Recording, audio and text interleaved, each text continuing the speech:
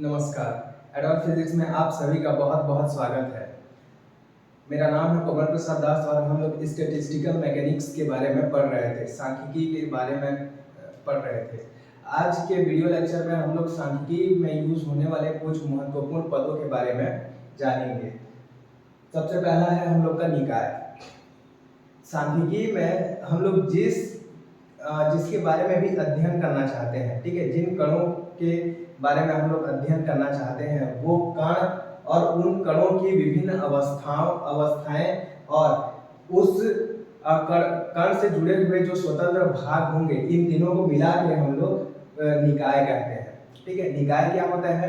निकाय अध्ययन के अंतर्गत उन कणों की विभिन्न अवस्थाओं और कणों से जुड़े हुए स्वतंत्र भागों को मिलाकर निकाय कहा जाता है। स्वतंत्र भाग में क्या क्या हो सकते हैं? जैसे हम लोग का स्रोत हो गया। मान लेते कि हम लोग का जो निकाय है, जो कण है, कणों का जो ग्रुप है वो किसी ऊष्मा स्रोत के साथ ऊष्मीय साम्य में है, या किसी सीम के साथ ऊष्मीय साम्य में है, या निकाय पे कोई जैसे पिस्टन लगा हुआ है, तो ये सब जो आते हैं उसके स्वतंत्र भागों में आते हैं। ठीक है, तो कण की विभिन्न अवस्थाएं और जो स्वतंत्र भाग होते हैं, इन सभी को मिला के निकाय कहा जाता है। ठीक है, सिस्टम कहा जाता है। अब जब हम लोग सिस्टम की बात करते हैं तब जो दो चीजें आती हैं, एक स्थूल गुण और एक सूक्ष्म गुण। स्थूल गुण क्या होते हैं? ऐसे गुण जो सीधे तौर पर निकाय से संबंधित होते हैं। जो निकाय से संबंधित जो गुण होते हैं उन्हें हम लोग स्थूल गुण, मैक्रोस्कोपिक प्रॉपर्टीज कहते हैं। सूक्ष्म गुण क्या होते हैं? ऐसे गुण जो निकाय के कणों से संबंधित होते हैं, न कि पूरे निकाय से। वो सिर्फ और सिर्फ किससे संबंधित होंगे? निकाय के कणों से, निकाय की अवस्थाओं एवं स्वतंत्र भागों से संबंधित नहीं होंगे। सीधे तौर पर जो है वो कणों पे डिपेंड करेंगे। ऐसे गुणों को हम लोग बोलते हैं सूक्ष्म गुण, माइक्रोस्कोपिक प्रॉपर्टीज। तो ये जो है निकाय से संबंधित स्थूल गुण क्या होते हैं? जो निकाय से संबंधित होते हैं। और सूक्ष्म गुण क्या होते हैं? जो कणों से संबंधित होते हैं। ठीक है, उसके बाद स्टैटिस्टिकल मैकेनिक्स का एक बहुत ही इंपॉर्टेंट कॉन्सेप्ट होता है समुदाय। समुदाय क्या होता है? समुदाय जो होता है वो निकायों का ग्रुप होता है, निकायों का एक समूह होता है। जैसे यहाँ पे ये जो है एक समुदाय को रिप्रेजेंट कर रहा है, और इस समुदाय में जो ये है बहुत अलग अलग जो है निकाय को रिप्रेजेंट कर रहा है। ये जो बॉक्स टाइप का बना हुआ है ये जो है निकाय को रिप्रेजेंट कर रहा है, और ये पूरा इन सभी निकायों का जो ग्रुप है इसे हम लोग क्या कहेंगे? समुदाय कहेंगे।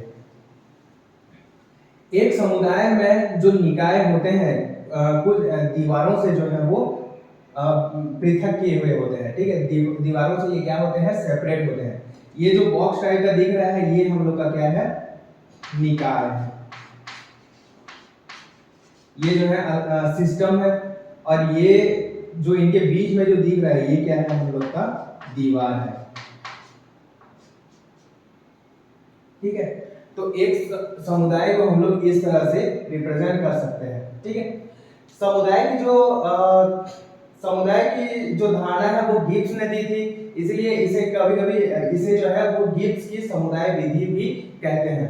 ठीक है, समुदाय क्या होता है? समुदाय जो है अनेक एक जैसे समरूप निकायों का समूह होता है, और सभी निकाय जो है सभी अभिगम्य जितने भी एक्सेसिबल स्टेट होते हैं, एक्सेसिबल स्टेट क्या होते हैं आगे देखेंगे, सभी अभिगम्य सूक्ष्म अवस्थाओं में होते हैं। यहाँ पे जितने भी निकाय होंगे सभी जो है अभिगम्य सूक्ष्म अवस्थाओं में होंगे। ये एक दूसरे पर निर्भर नहीं करते। ये जो निकाय है ये एक दूसरे पर निर्भर नहीं करते, और ये जो निकाय है कुछ विशिष्ट दीवारों द्वारा पृथक होते हैं, पृथक किए हुए होते हैं। ये जो सभी निकाय होंगे वो कुछ विशिष्ट दीवारों द्वारा पृथक किए हुए होते हैं, और इन्हीं दीवारों के गुणों के आधार पर समुदायों को जो है वो बांटा जाता है। जैसे सूक्ष्म विहित समुदाय और बृहद विहित समुदाय। यहाँ पे जो दीवार होंगे ये दीवार जो है वो अलग अलग होते हैं। ठीक है, अगर समुदाय को या गिब्स समुदाय को हम लोग परिभाषित करना चाहें तो हम लोग बोल सकते हैं समरूप निकायों का ऐसा समूह।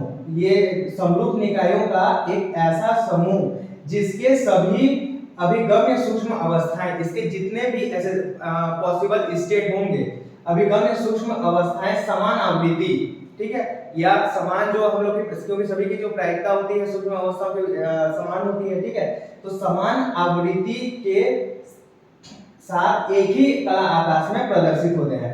और ये सभी जितने भी एसेसिबल स्टेट होंगे, ठीक है, इन सभी को हम लोग एक ही कला आकाश में जो है वो प्रदर्शित कर पाएंगे। इसे हम लोग क्या कहते हैं, समुदाय कहा जाता है, ठीक है। एक बार और देखिए, समरूप निकायों का ऐसा समूह, समरूप निकायों का ऐसा समूह जिसके अभिगम्य सूक्ष्म अवस्थाएं समान आवृत्ति, जितने भी अभिगम्य सूक्ष्म अवस्थाएं होंगी समान आवृत्ति के साथ एक ही कला आकाश में प्रदर्शित हो, समुदाय कहलाता है, ठीक है। तो ये हम लोग का होता है समुदाय। समुदाय में सामान्यतः क्या होते हैं, ये जो है निकायों का समूह होता है, और ये जो निकाय है कुछ दीवारों द्वारा पृथक होते हैं, ठीक है। और ये जो सभी जितने भी निकाय होंगे सभी जो है वो समरूप होंगे, एक जैसे होंगे स्थूल तौर पर, ठीक है। इनके स्थूल स्तरीय जो गुण होंगे, स्थूल गुण जो होंगे वो एक समान होंगे, इनके सूक्ष्म गुणों में भिन्नता हो सकती है, ठीक है। ये बाकी इनके जो स्थूल गुण है वो क्या होंगे, एक समान होंगे। उसके बाद देखते हैं हम लोग समुदाय के प्रकार। समुदाय को सामान्यतः तीन भागों में बांटा जाता है। एक जो है सूक्ष्म विहित समुदाय या माइक्रो कैनोनिकल असेंबल, विहित समुदाय कैनोनिकल असेंबल, या बृहद विहित समुदाय ग्रैंड कैनोनिकल असेंबल। ये तीन भागों में जो है हम लोग समुदायों को विभाजित कर सकते हैं। इन इसका जो है कंपेयर करके हम लोग स्टडी करते हैं, तुलनात्मक अध्ययन करते हैं, ठीक है। ये इससे जो है चीजें ज्यादा क्लियर होती हैं। जैसे जो हम लोग का माइक्रो कैनोनिकल या सूक्ष्म विहित समुदाय होता है, इसमें विलगित निकायों का समूह होता है, ठीक है। विलगित मतलब आइसोलेटेड, ये जो होते हैं पूरी तरह से एक दूसरे से जो है वो सेपरेट होते हैं, आइसोलेटेड होते हैं, ठीक है। विलगित निकायों का समूह होता है। जबकि विहित समुदाय में सभी निकाय एक समान स्रोत के साथ एक उष्मा स्रोत के साथ उष्मी साम्यावस्था में होते हैं। जबकि ये जो विहित समुदाय होता है, ये विहित समुदाय में जो निकाय होते हैं वो एक उष्मा स्रोत के साथ जो है उष्मी साम्यावस्था में होते हैं। और बृहद विहित समुदाय, इसमें क्या होते हैं, स्वतंत्र निकायों का समूह होता है। ये इसमें जितने भी निकाय होते हैं वो क्या होते हैं, स्वतंत्र होते हैं, ठीक है। आगे देखेंगे, जो सूक्ष्म विहित समुदाय होता है, इसमें जो निकाय रहते हैं उनकी जो ऊर्जा है वो नियत रहती है, ऊर्जा जो है वो कांस्टेंट रहती है। इनका आयतन जो है वो कांस्टेंट रहता है, और कणों की संख्या, किसी भी निकाय में कणों की संख्या जो होती है वो नियत होती है, ठीक है। अगर हम लोग ये जो हम लोग का निकाय है, निकाय को किस तरह से रिप्रेजेंट करते हैं सूक्ष्म विहित समुदाय में, तो E, V और N से जो है वो रिप्रेजेंट करेंगे। मतलब ये यहाँ पे सभी के जो E, V और N होंगे वो क्या होंगे, बराबर होंगे। इनकी भी ऊर्जा E होगी, इसकी भी ऊर्जा E होगी, इसकी भी ऊर्जा, सभी की जो ऊर्जा होगी वो E होगी, सभी का आयतन जो है वो V होगा, और सभी में जो कणों की संख्या है वो N होगी, ठीक है। तो माइक्रो कैनोनिकल असेंबल में ऊर्जा नियत रहती है, आयतन नियत रहता है, और कणों की संख्या N जो है वो नियत रहती है। इस तरह से हम लोग रिप्रेजेंट करते हैं एक निकाय को, सूक्ष्म विहित समुदाय में एक निकाय को जो है E, V और N से रिप्रेजेंट करते हैं। अब दीवार का प्रकार, ये जो सेपरेटिंग वॉल्स होंगे, जो इनको पृथक करने वाले जो दीवार होंगे, ये दीवार का जो नेचर होगा वो किस तरह से होगा, दीवार का जो प्रकार है वो क्या होगा, दीवार में क्या क्या गुण होंगे। सबसे पहला जो दीवार होगा वो क्या होगा, दृढ़ होगा। दृढ़ होगा मतलब ये दीवार जो है वो खिसक नहीं सकता, मतलब ये दृढ़ होगा, और इस दीवार के दृढ़ होने के कारण ही ये जो आयतन है हम लोग का क्या होता है, कांस्टेंट होता है। ये निकाय का जो आयतन है वो नहीं बदलता, क्यों, क्योंकि दीवार जो होती है वो दृढ़ होती है, ठीक है। उसके बाद उष्मा रोधी, इन दीवारों से दो निकायों के बीच में उष्मा का आदान प्रदान नहीं हो सकता। ये जो दीवार होंगे क्या होंगे, उष्मा रोधी होंगे, यहाँ से उष्मा का आदान प्रदान नहीं हो सकता, ठीक है। इसलिए जो ऊर्जा है वो क्या रहती है, नियत रहती है। और क्या होंगे, अपारगम्य होंगे। अपारगम्य मतलब यहाँ से कण जो है पार होके यहाँ पे नहीं आ सकते, कणों की संख्या जो है यहाँ पे क्या रहेगी, कणों की संख्या जो है यहाँ पे नियत रहेगी, कांस्टेंट रहेगी। ये जो दीवार होंगे क्या होंगे, अपारगम्य होंगे, इसीलिए कणों की संख्या भी क्या रहती है, नियत रहती है, ठीक है। इसमें जो दीवार है वो क्या नहीं होगा, सुचालक नहीं होगा, ठीक है, क्योंकि उष्मारोधी, ये उष्मारोधी है तो यहाँ पे क्या होगा, ये सुचालक नहीं होगा, क्योंकि ये अपारगम्य है तो ये पारगम्य नहीं होगा। ठीक है, ये कॉम्पिटिटिव एग्जाम के पॉइंट ऑफ व्यू से है कि ये जो सूक्ष्म विहित समुदाय जो होता है उसकी दीवार किस तरह की नहीं होती, इससे अगर क्वेश्चन आता है तब ये क्या होगा, सुचालक नहीं होगा और पारगम्य नहीं होगा। ठीक है, इसे सुचालक और पारगम्य लिख के इसको काट दीजिएगा। और दीवार में कौन कौन से गुण होंगे, ये दृढ़ होगा, उष्मारोधी होगा और अपारगम्य होगा। ठीक है, विहित समुदाय क्या होता है, इसमें सभी निकाय जो है एक उष्मा स्रोत के साथ उसमें साम्य में होंगे। ये तो हम लोग का क्या होगा, समुदाय होगा, और इस समुदाय के जो निकाय है वो एक उष्मी साम्य के साथ क्या होंगे, एक उष्मा स्रोत के साथ जो है वो उष्मी साम्यावस्था में होंगे। ठीक है, यहाँ पे जो है वो ऊर्जा कांस्टेंट नहीं रहेगी। ये बात यहाँ पे ध्यान दे रहे हैं कि यहाँ पे जो ऊर्जा है वो कांस्टेंट नहीं रहेगी। अलग अलग निकायों की जो ऊर्जा है वो अलग अलग हो सकती है। ठीक है, ऊर्जा ई जो है वो कांस्टेंट नहीं होगी। बाकी जो निकाय है उसका आयतन, कणों की संख्या और टेम्परेचर, क्योंकि एक उष्मा स्रोत के साथ सभी उष्मी साम्य में है तो उस उष्मा स्रोत का जितना टेम्परेचर होगा सभी निकाय का भी टेम्परेचर उतना ही होगा, यानी कि टी जो है यहाँ पे क्या होगा, कांस्टेंट होगा। यहाँ पे क्या क्या नियत होंगे, आयतन भी, कणों की संख्या n और ताप T जो है वो कांस्टेंट होंगे। इसमें निकाय को इस समुदाय में निकायों को किस तरह से रिप्रेजेंट करेंगे, इस समुदाय में निकायों को V, N और T, क्योंकि ये तीनों कांस्टेंट होते हैं तो V, N और T से रिप्रेजेंट करेंगे। विहित समुदाय या कैनोनिकल असेंबल में दीवार का प्रकार क्या होगा, जो दीवार है वो दृढ़ होगा। ठीक है, दीवार दृढ़ होगा, इसीलिए जो आयतन है हम लोग का क्या होगा, कांस्टेंट होगा। अपारगम्य होगा, इसीलिए जो कणों की संख्या है वो कांस्टेंट रहेगी। और सुचालक होगा। ठीक है, और सुचालक रहेंगे तो उष्मागतिकी के शून्यवान नियम के अनुसार इसमें जो है उष्मी साम्यावस्था आ जाएगा और टेम्परेचर जो है वो क्या रहेगा, कांस्टेंट रहेगा। उष्मी साम्यावस्था के लिए क्या शर्त होता है कि जो टेम्परेचर है वो कांस्टेंट रहता है। ठीक है, तो दीवार का प्रकार क्या होगा, दृढ़ होगा, अपारगम्य होगा और सुचालक होगा। क्या नहीं होगा, पारगम्य नहीं होगा और उष्मारोधी नहीं होगा। ये जो दो गुण है वो नहीं होंगे। ठीक है, ये इस तरह से भी क्वेश्चन जो है कभी-कभी पूछ सकता है। बाकी ये आप लोग को ध्यान रखना है कि दीवार का प्रकार क्या होगा, दृढ़ होगा, अपारगम्य होगा और सुचालक होगा। इसके बाद आते हैं बृहद विहित समुदाय में, ग्रैंड कैनोनिकल असेंबल में। ग्रैंड कैनोनिकल असेंबल में जो निकाय होते हैं वो स्वतंत्र होते हैं। ठीक है, वो पूरी तरह से क्या होते हैं, स्वतंत्र होते हैं। यहाँ पे E और N दोनों ही कांस्टेंट नहीं होते, यानी कि ऊर्जा और कणों की संख्या दोनों ही यहाँ पे क्या है, कांस्टेंट नहीं होती। उसके बाद यहाँ पे V आयतन, ताप और म्यू, यानी कि उष्मागतिक सॉरी इसको जो है विभव बोलते हैं। ठीक है, ये जो है कणों के संख्या से जो है वो रिलेटेड होता है, इसे रासायनिक विभव बोलते हैं। ठीक है, केमिकल पोटेंशियल बोलते हैं म्यू। इसके बारे में आगे पढ़ेंगे। ये जो म्यू होता है ये यहाँ पे कांस्टेंट होता है। ठीक है, और यहाँ पे जो हम लोग का निकाय होता है, निकाय को V, T और म्यू से रिप्रेजेंट करते हैं। ठीक है, जहाँ पे V आयतन, T टेम्परेचर और म्यू जो है वो रासायनिक पोटेंशियल है। ठीक है, केमिकल पोटेंशियल है, रासायनिक विभव। यहाँ पे अगर दीवार का प्रकार देखें, ग्रैंड कैनोनिकल असेंबल में अगर हम लोग दीवार का प्रकार देखें तो ये जो दीवार है वो दृढ़ होगा, सुचालक होगा और पारगम्य होगा।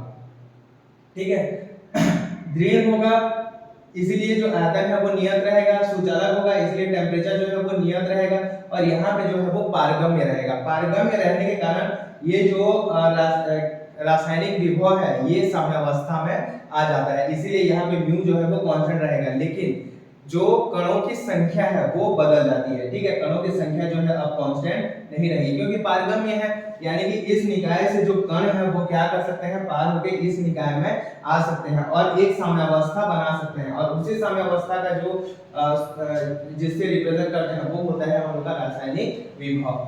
ठीक है, तो यहाँ पे जो है बृहद विहित समुदाय में जो निकाय होंगे उनमें V, T और म्यू जो है वो कांस्टेंट होंगे, और दीवार का प्रकार क्या होगा, दृढ़, सुचालक, पारगम्य। और क्या नहीं होगा, उष्मारोधी नहीं होगा और अपारगम्य नहीं होगा। ठीक है, ये चीजें याद रखिए। उसके बाद आता है हम लोग का स्थूल अवस्था और सूक्ष्म अवस्था।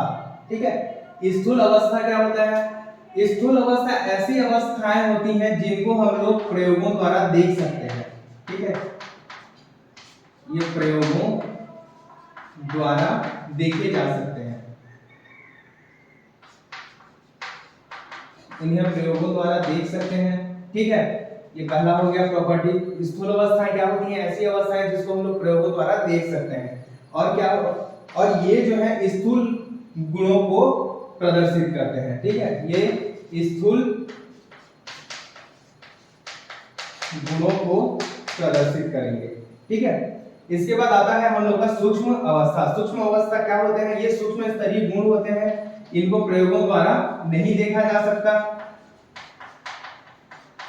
इन्हें प्रयोगों द्वारा नहीं देखा जा सकता। और दूसरा क्या होते हैं? ये जो है सूक्ष्म स्तरीय गुणों को रिप्रेजेंट करते हैं, ठीक है। सूक्ष्म गुण क्या होते हैं? ऐसे गुण जो कणों से संबंधित हो, और स्थूल गुण क्या होते हैं? जो निकाय से संबंधित हो, ठीक है। तो क्या बोलते हैं? सूक्ष्म गुणों को जो है वो प्रदर्शित करते हैं। जैसे हम लोगों ने जब 4 पार्टिकल को 2 बॉक्स में विभाजित किया था, तब स्थूल गुण क्या क्या थे? एक बॉक्स में जो है क्या है? 4 पार्टिकल है, एक में कोई भी पार्टिकल नहीं है।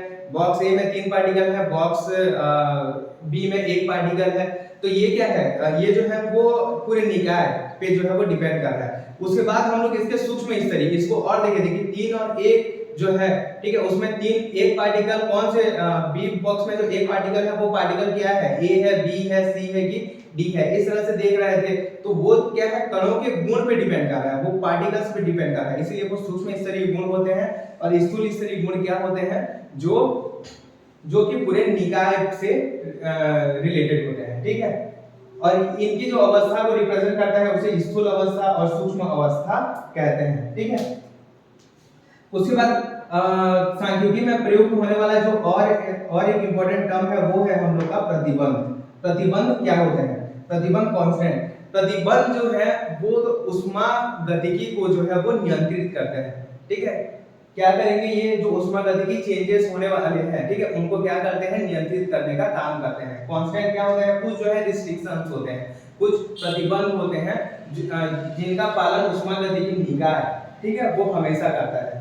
जैसे कि प्रतिबंध सामान्यतः 2 प्रतिबंधों का हम लोग यूज करेंगे। पहला प्रतिबंध क्या होता है कि जो टोटल नंबर ऑफ पार्टिकल्स होंगे, समेशन ऑफ nr, ये जो है वो कांस्टेंट रहेगा, ठीक है। जो कुल कणों की संख्या है किसी निकाय में, अगर हम लोग कणों को क्या कर रहे हैं? डिस्ट्रीब्यूट कर रहे हैं, उनका वितरण कर रहे हैं, तो कुल कणों की संख्या जो होगी वो क्या होगी? नियत होगी, ठीक है। और मान लेते हैं कि हम लोग के पास क्या है? r बॉक्स है, पहला बॉक्स, दूसरा बॉक्स, और क्या बोलते हैं? ये पहला प्रतिबंध हो गया। अभी दूसरा और एक प्रतिबंध का यूज करते हैं, तीसरा, और ये r1 जो है वो बॉक्स है, ठीक है। इन बॉक्स में जो कणों की संख्या है n1 है, ये n2 है, और यहाँ पे जो कणों की संख्या है वो n3 है, और यहाँ पे कणों की संख्या जो है वो nr है। और मान लेते हैं कि इस बॉक्स की जो एनर्जी है वो क्या है? E1 है, इस बॉक्स की एनर्जी क्या है? E2 है, इस बॉक्स की एनर्जी क्या है? E3 है, और इस बॉक्स की एनर्जी जो है वो ER है, ठीक है। तो इस केस में और एक प्रतिबंध हम लोग के पास होता है कि निकाय की जो कुल ऊर्जा होगी वो क्या होगी? नियत होगी। निकाय की जो कुल ऊर्जा होगी E, और ये E का वैल्यू क्या होगा? समेशन ऑफ R, क्योंकि E1 ऊर्जा के N1 कण है, तो इस बॉक्स जो पहले बॉक्स की जो कुल ऊर्जा हो जाएगी, जो कुल ऊर्जा इसको अगर हम लोग कैपिटल E1 से रिप्रेजेंट करें तो क्या हो जाएगी? ये N1 E1, क्योंकि एक कण के लिए ऊर्जा E1 है, तो N1 कण के लिए ऊर्जा जो है N E1 हो जाएगा। यहाँ पे क्या हो जाएगा? ये जो E2 है हम लोग का N2 E2 हो जाएगा, इसके लिए जो ऊर्जा है N3 E3 हो जाएगा, और इसके लिए जो ऊर्जा है वो NR ER हो जाएगा। और इन सभी का योग कुल ऊर्जा क्या हो जाएगा? कैसे लिख सकते हैं? NR ER, ये जो है हम लोग का नियत होगा, ठीक है, कांस्टेंट होगा। क्लियर है? तो कुल ऊर्जा E जो कि क्या होगा? Summation of R NR ER होगी, ये जो है हम लोग का कांस्टेंट होगा। तो ये होते हैं, ये सामान्यतः इन 2 प्रतिबंधों का जो है वो हम लोग यूज करेंगे किसमें? स्टैटिस्टिकल मैकेनिक्स में। एक क्या होगा? कणों की संख्या जो है वो नियत रहेगी, और निकाय की जो कुल ऊर्जा है वो क्या रहेगी? नियत रहेगी। ये दो प्रतिबंधों का जो है सामान्यतः सांख्यिकी में जो है वो उपयोग किया जाता है। इसके बाद दो टर्म्स आते हैं एसेसिबल। इसके बाद जो है वो दो टर्म्स आते हैं हम लोग के पास, एसेसिबल माइक्रो स्टेट और नॉन एसेसिबल माइक्रो स्टेट। अभिगम्य सूक्ष्म अवस्था और अनअभिगम्य सूक्ष्म अवस्था। अभिगम्य सूक्ष्म अवस्थाएं क्या होंगी, नाम से ही स्पष्ट है। ऐसी सूक्ष्म अवस्थाएं जो इन प्रतिबंधों के अंतर्गत क्या बोलते हैं, अलाउड होंगी, ठीक है, उन्हें हम लोग अभिगम्य सूक्ष्म अवस्था कहेंगे। और ऐसी सूक्ष्म अवस्थाएं जो दिए गए प्रतिबंधों के अनुसार जो है वो अलाउड नहीं होंगी, ठीक है, एसेसिबल नहीं होंगी, उसे हम लोग नॉन एसेसिबल बोलेंगे, ठीक है।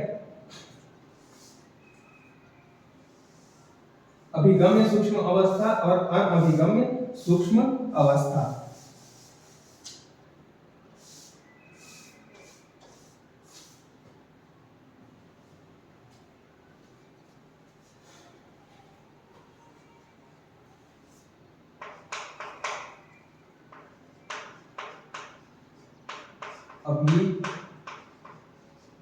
अभिगम्य सूक्ष्म अवस्था और अभिगम्य सूक्ष्म अवस्थाएं क्या होंगी, अगर हम लोग के पास कोई ये जो प्रतिबंध दिए होंगे, इन प्रतिबंधों के अंतर्गत जो सूक्ष्म अवस्थाएं वैलिड होंगी, ठीक है, जो सूक्ष्म अवस्थाएं इन प्रतिबंधों के अंतर्गत जो है वो अलाउड होंगी, ठीक है, उसे हम लोग क्या बोलेंगे, अभिगम्य सूक्ष्म अवस्थाएं बोलेंगे। जैसे कि मान लेते हैं हम लोग के पास जो है वो अलग अलग सिस्टम दिए गए हैं, ठीक है, जैसे 4 कणों को हम लोगों ने डिवाइड किया था, 4 0, ठीक है, और क्या था 3 1 था, ठीक है, और क्या था 2 2 था, 3 1 3 था, और क्या था 0 4, ठीक है। मान लेते हैं कि यहाँ पे जो इसकी जो ऊर्जा आई हम लोग का 3 इलेक्ट्रॉन वोल्ट, इसकी जो ऊर्जा आई 5 इलेक्ट्रॉन वोल्ट, इसकी जो ऊर्जा आई वो 7 इलेक्ट्रॉन वोल्ट, और इसकी जो ऊर्जा आई वो 9 इलेक्ट्रॉन वोल्ट, और इसकी जो ऊर्जा है वो कितना आ गया 11 इलेक्ट्रॉन वोल्ट हो गया, ठीक है।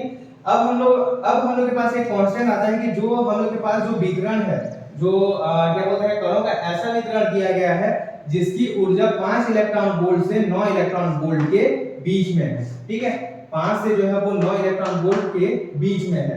तो इस केस में क्या होगा हम लोग का, ये 5 इलेक्ट्रॉन वोल्ट वाला अलाउड होगा, ठीक है, ये 7 इलेक्ट्रॉन वोल्ट वाला अलाउड होगा, और ये 9 इलेक्ट्रॉन वोल्ट वाला जो है वो अलाउड होगा, और ये 11 इलेक्ट्रॉन वोल्ट वाला और 3 इलेक्ट्रॉन वोल्ट वाला जो ऊर्जा इस तरह है वो हम लोग का अलाउड नहीं होगा।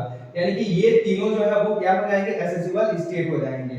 और एसेसिबल माइक्रो स्टेट क्या होगा, इनके अंदर जो भी माइक्रो स्टेट आएंगे, जैसे इसके अंदर कितने माइक्रो स्टेट आते थे, 4 माइक्रो स्टेट आते थे, इसके अंदर 6 माइक्रो स्टेट आते थे, और इसके अंदर 4, यानी कि जो टोटल 16 में जो 14 जो माइक्रो स्टेट होंगे, ठीक है, वो क्या होंगे, एसेसिबल होंगे। और बाकी जो दो माइक्रो स्टेट हैं, क्या बोलते हैं, इसके अंदर जो माइक्रो स्टेट होंगे, ठीक है, वो जो है वो अनअभिगम्य या फिर नॉन एसेसिबल स्टेट होंगे, ठीक है। तो ये होता है हम लोग का अभिगम्य सूक्ष्म अवस्था और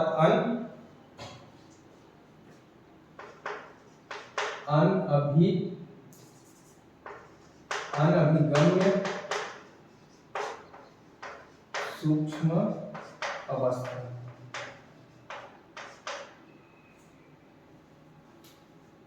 इसके बाद